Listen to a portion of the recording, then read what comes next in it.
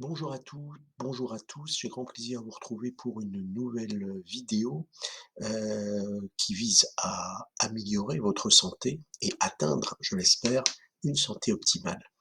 Alors, je réponds aujourd'hui à une question qui concerne la longévité, mais qui concerne également la psychologie positive, qui est la suivante. La gratitude peut-elle nous faire vivre plus longtemps?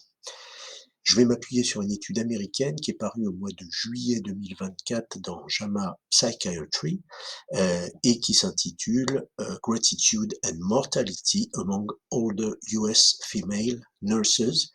Et vous allez voir que les réponses qui viennent à cette question sont très intéressantes. Alors là, la question que se pose cette étude américaine est la suivante. Est-ce que les personnes qui ressentent et qui expriment la gratitude régulièrement, est-ce qu'elles auraient tendance à vivre plus longtemps?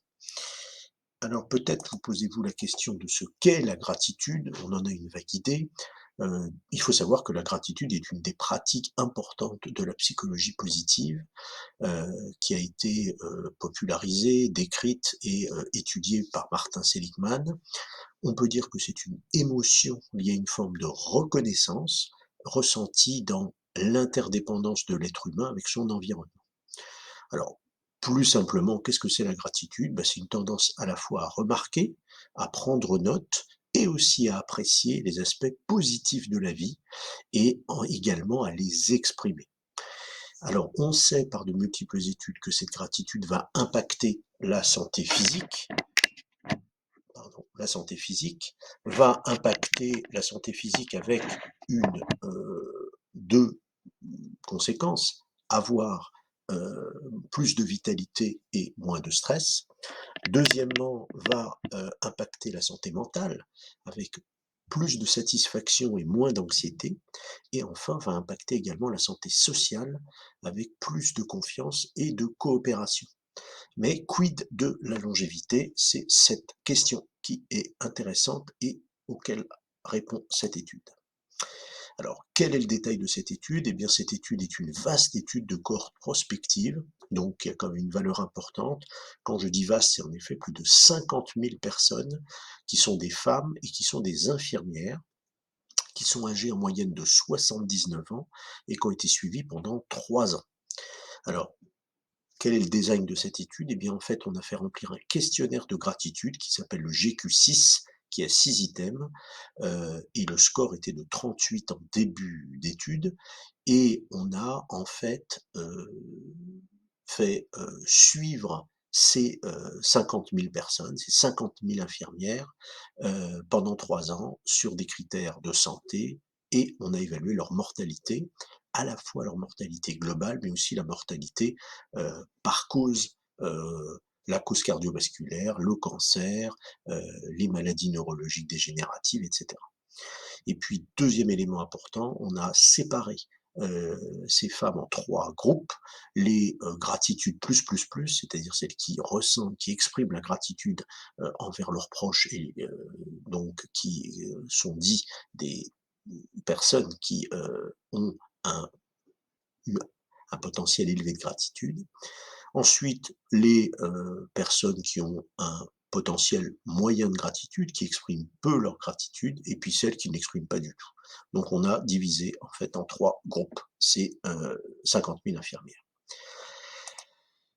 Qu'est-ce qu'on trouve? Quels sont les résultats? Eh bien, on trouve une association significative inverse entre la gratitude et la mortalité.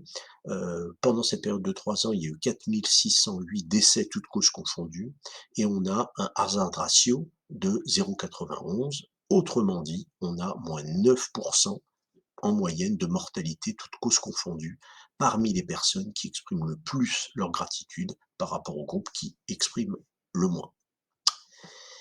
Ce chiffre de 9% reste égal, même si on prend en compte des facteurs de confusion, tels que la santé physique, tels que le mode de vie, tels que l'état de santé mentale, le bien-être, etc. Donc ça, c'est un premier résultat vraiment très important. Deuxième résultat, également très important, c'est sur la mortalité cardiovasculaire. Il y a eu 1 364 décès de maladies cardiovasculaires pendant cette étude et on a un hazard ratio à 0,85. Autrement dit, il y a eu moins 15% de mortalité cardiovasculaire dans le groupe qui ressent et exprime beaucoup de gratitude par rapport au groupe qui ressent et exprime jamais de gratitude. Euh, je ne l'ai pas détaillé sur la diapo d'avant, mais bien sûr, les petits p sont inférieurs à 0,05 et donc dans ces deux critères, il y a une association significative inverse entre la gratitude et la mortalité. Alors, juste le graphique de l'étude qui le montre. On voit ici, vous voyez avec la flèche bleue, que la mortalité cardiovasculaire est associée à, enfin, le pouvoir élevé de gratitude est associé à une baisse de la mortalité cardiovasculaire, ce qui n'est pas le cas des autres décès, que ce soit le cancer, les maladies respiratoires, les maladies neurodégénératives, les décès par infection ou d'autres causes.